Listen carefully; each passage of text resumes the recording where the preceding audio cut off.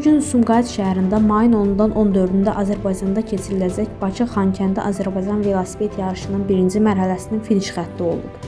Bununla əlaqədar şəhərin bir sıra prospekt və küçələrində qısa müddətli olaraq nəqliyyat vasitələrinin hərəkətinə məhdudiyyətlər tətbiq olunub. Belə ki, mayın 10-da Sülh prospekti, Koroğlu prospekti, Üzeyir Hacıbəyov küçəsi, Zülfi Hacıyev küçəsi, Azərbaycan prospekti və Heydər Əliyev prospekti istiqamətində veloyürüş iştirakçıları hərəkət ediblər. Mayın 11-də isə Sumqayıt şəhərində Sahil küçəsi, Bulvar küçəsi, Polad Həşimov küçəsi, Səməd Vurğun küçəsi və Sülh prospektlərində də yollar bağlı olacaq. Sürücülərdən və digər yol hərəkəti iştirakçılarından qeyd olunan tarixdə hərəkətlərini əvvəlcədən planlaşdırmaları, qeyd olunan istiqamətlər üzrə mümkün sıxlığa nəzərə almaları və alternativ yollardan istifadə etmələri, yol hərəkəti qaydalarına əməl etmələri xahiş olunur.